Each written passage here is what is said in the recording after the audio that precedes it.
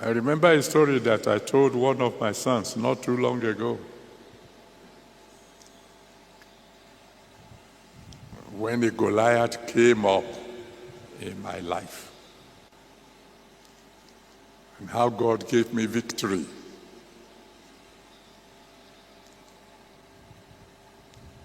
I was a young Christian. I love the Lord passionately. I want to win souls. And then they announced that there's going to be first stack at secondary schools, and teacher training colleges will be closed, and people will come from all over the world and celebrate African heritage. All manners of idols and so on will be displayed. And all of a sudden I had this inspiration within me. Very young Christian. I mean, we're talking of 1970 something. I said, if the schools are going to be closed, why don't I invite all the students so that we can have a program which we began to call Christ the Redeemer's Congress. We invite all these people, bring them together, feed them. I was a poor man, but I had faith in a big God. I didn't know where I would get the money to feed them. So I went to my father in the Lord. Shall we do this? And he said, yeah, my son. Anything to win souls.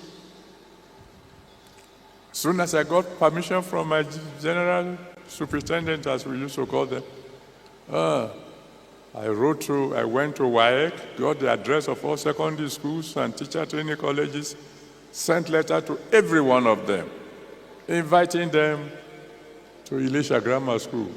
That was my school, because I knew I would be able to get the boarding facilities there. And then the news leaked to one of a very senior pastor.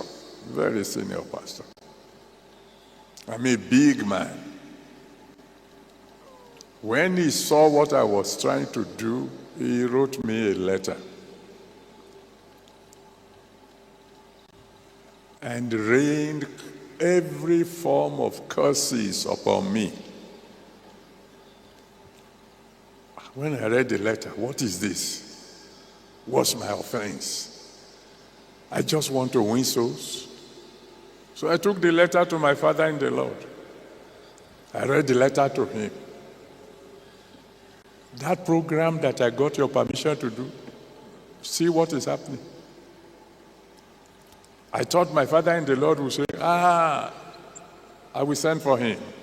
I will tell him, don't touch my son. My father in the Lord said, go and beg him. I said, what? He said, go and beg him. Beg him for what, sir? Beg him because I want to win souls? Beg him because I got your permission to do so? He said, you brought the letter to me. I said, yes. I thought you wanted my opinion. I said, yes, sir. He said, go and beg him. Oh, God. I came down from upstairs where Papa was living. I got down to my car. I opened the door of my car and I froze. I couldn't go in. Go and beg him. And then God spoke. God will speak to somebody tonight.